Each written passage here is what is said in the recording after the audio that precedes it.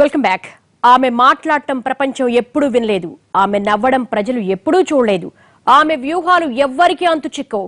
ఆమె పథకాలు అమలయ్యాక తప్ప ఎవరికి అర్థం కావు. పార్టీలో అన్నేళ్లుగా ఆమె మౌనమే శాసనం. ఆమె కనుసైగే ఆదేశం. సామాన్య కార్యకర్త నుంచి ముఖ్యమంత్రి స్థానం వరకు ఆమెది నిశ్శబ్ద వ్యూహమే. జయలలిత వెంటే నీడలో నీడగా శశికళ ఎలా అడుగులేసింది.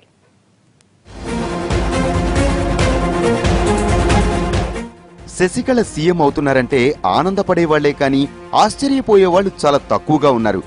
దశాబ్దాల తమిళనాడు రాజకీయాలను ఔపోసన పట్టిన ఎవరికైనా ఇప్పుడున్న పరిస్థితుల్లో తమిళనాడుకు ముఖ్యమంత్రి అయ్యే అర్హత ఎవరికి ఉందని ప్రశ్నిస్తే వచ్చే ఒకే ఒక్క సమాధానం శశికళ. ఎందుకంటే పార్టీ కోసం, పురచ్చి తలైవి కోసం తన కుటుంబాన్ని, తన జీవితాన్ని త్యాగం చేసిన వ్యక్తిగా, పార్టీలో అన్ని రంగాల మీద, అన్ని విభాగాల మీద, అందరూ నేతల మీద పట్టున్న నాయకురాలిగా, అన్నింటినీ మించి జయలలితకు 25 ఏళ్లకు పైగా నీడలా అండగా ఉన్న వ్యక్తిగా ఆమెకు ఉన్నన్ని అర్హతలు మరెవరికీ లేవు.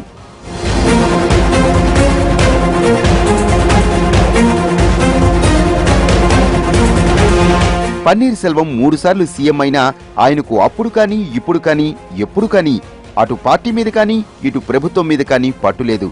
జయ మరణం తర్వాత పన్నీర్ సెల్వాన్ని సీఎం కుర్చీలో కూర్చోబెట్టింది ఆల్టర్నేటివ్ క్యాండిడేట్ గానే తప్ప శాశ్వతంగా కాదు. ఇంకా చెప్పాలంటే జయలలిత స్థానాన్ని శశికళ భర్తీ చేయగలరు, కానీ ఆ స్థానంలో ఇతరులెవ్వరూ శాశ్వతంగా కూర్చోవటం కష్టమే. అమ్మ తర్వాత ఆ స్థాయిలో పగ్గాలు చేపట్టగల కెపాసిటీ ఒక్క చిన్నమ్మకే ఉందని స్పష్టంగా రుజువయింది. ఎందుకంటే శశికళతో పాటు ఆమె కుటుంబ సభ్యులు కూడా పార్టీ కోసం, పోయస్ గార్డెన్ కోసం, అమ్మ కోసం కష్టపడ్డారు. ఎందుకంటే శశికళకు పిల్లలు లేరు. బహుశా అందుకే ఆమె జయలలితను కంటికి రెప్పలా కాపాడుకుంటూ వచ్చారన్న అభిప్రాయం ఉంది. ఇక శశికళకు ఒక అన్న, ఒక అక్క, 3 తమ్ముళ్లు ఉన్నారు. శశికళ అన్న సుందరవదనం, వదిన సంతానలక్ష్మిలకు 2 సంతానం. ఇందులో కుమారుడు వెంకటేష్ డాక్టర్గా స్థిరపడితే, కుమార్తె అనురాధ మాత్రం జయా టీవీకి ఎండీగా పనిచేశారు. మరో కుమారుడు ప్రభా శివకుమార్ కూడా అన్నాడీఎంకే కార్యకర్తగా ఉన్నారు. ఇక శశికళ అక్క వనితామణి, ఆమె భర్త వివేకానందన్ ఇద్దరూ పార్టీలో భాగంగా ఉండేవారు. వీరి సంతానం టీటీవీ దినకరన్, టీటీవీ భాస్కరన్లు పార్టీ కార్యకలాపాల్లో కీలకంగా వ్యవహరించేవారు. ఇక వీరి రెండో కుమారుడైన సుధాకరన్ను జయలలిత దత్తత తీసుకుని ఘనంగా వివాహం చేశారు. ఇక శశికళ పెద్ద తమ్ముడు జయరామన్ ఇప్పుడు మరణించినా ఆయన భార్య ఇళవరసి అన్నాడీఎంకేలో కీలక భూమిక పోషిస్తూ వచ్చారు. ఇక రెండో తమ్ముడు వినోదగం కూడా పార్టీ కార్యకర్తగా ఉన్నారు. వారి కుమారులు టీవీ మహాదేవన్, టీవీ తంగమణిలు వేరే ఉద్యోగాల్లో ఉన్నారు. మూడో తమ్ముడు వికే దివాకరన్ మాత్రం అవివాహితుడిగానే ఉండిపోయారు. ఇలా శశికళతో పాటు ఆమె కుటుంబ సభ్యులు కూడా పార్టీకి సేవ చేస్తూ వచ్చారు. వారిలో శశికళ చేసినంతగా ఎవరూ చేయలేదు. శశికళ కూడా జయలలిత దగ్గర నుంచే రాజకీయ ఓనమాలు నేర్చుకున్నారు.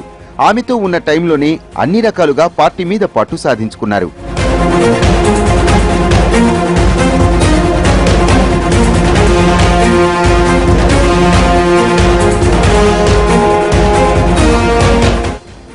రాజకీయాల్లో శశికళ ఆరితేరారని చెప్పడానికి గడచిన 2 నెలలుగా ఆమె వ్యవహరించిన తీరే ఉదాహరణ. అమ్మ మరణం తర్వాత ఆమె ఎక్కడా నోరు విప్పలేదు. ఎక్కడా ఎవరితోనూ మాట్లాడిన దాఖలాలు లేవు. అసలు ఇప్పుడే కాదు, గతంలో కూడా శశికళ ఎవరితోనూ మాట్లాడిన దాఖలాలు పెద్దగా లేవు. ఆమె అవసరమైతే తప్ప మూడో వ్యక్తితో మాట్లాడరు. ఆమె మనసులో ఏముందో అన్నది ముఖంలో కనిపించదు. అసలు ఆమె ముఖంలో భావాలు కూడా అర్థం చేసుకోవటం ఎవరి వల్ల కాదు. ఇక ఆమె మనసులో మాట కనిపెట్టడం అత్యంత కష్టమైన పని. ఆమె ఎప్పుడూ చాలా గుంభనంగా ఉంటారు. ఒకవేళ ఏదైనా చెప్పాలనుకుంటే అత్యంత సన్నిహితులకు మాత్రమే చెబుతారు. అది కూడా చాలా సౌమ్యంగా విషయాన్ని తెలియచేస్తారు. ఇలా మొత్తంగా సైలెంట్ గా ఉంటున్నా పార్టీ మొత్తం ఆమెకే దాసోహం అంటోంది. పార్టీ, ఎమ్మెల్యేలు, ఇతర నేతలు అంతా ఆమె కంట్రోల్లోనే ఉన్నారు.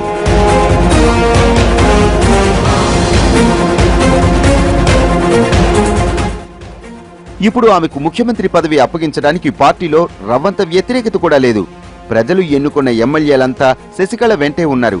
అంటే జనం మద్దతు కూడా ఆమెకే ఉందన్నమాట. నిజానికి విధేయతకు మారుపేరుగా ఉన్న పన్నీర్ సెల్వం ఆమెకు ఎదురు తిరుగుతారన్న ఆలోచనే రావాల్సిన అవసరం లేదు. ఎందుకంటే 16 ఏళ్ల కిందట పార్టీలో ఓ సాధారణ నాయకుడిగా ఉన్న ఆయన్ను సీఎం పదవికి రిఫర్ చేసింది కూడా శశికళే. ఆ తర్వాత 3 సార్లు ఆయన్ను ఆ స్థానంలో కూర్చోబెట్టింది కూడా ఆమెనే. ఇంకా చెప్పాలంటే పన్నీర్ సెల్వం చిన్నమ్మకు ఎదురు తిరిగే పరిస్థితి ఇప్పుడూ లేదు, మొదట లేదు. భవిష్యత్తులో కూడా ఉండదు. మొత్తంగా శశికళ అంతా ఒక వ్యూహం ప్రకారమే అడుగులేస్తూ వచ్చారు. 2 నెలలుగా అన్ని అంశాల్ని చక్కదిద్దుకున్నారు. వ్యతిరేక గళాలు ఏమీ లేవని నిర్ధారించుకున్నాక, పరిస్థితులన్నీ అనుకూలించాక నెల కిందటే పార్టీలోకి అడుగుపెట్టారు. డిసెంబర్ 29 నాటి పార్టీ సర్వసభ్య సమావేశానికి ఆమె వెళ్లకపోవటం కూడా ఈ వ్యూహంలో భాగమే. ఆ తర్వాత పార్టీలో ఒక్కో పావు కదుపుతూ ఇప్పుడిలా సీఎం పీఠానికి చేరువయ్యారు శశికళ. ఇక తమిళ రాజకీయాల్లో శశికళ శకం ఆవిర్భవించినట్లే. ఇది వాళ్ళ స్టోరీ బోర్డ్. మరో అంశంతో మళ్ళీ కలుద్దాం. నమస్తే.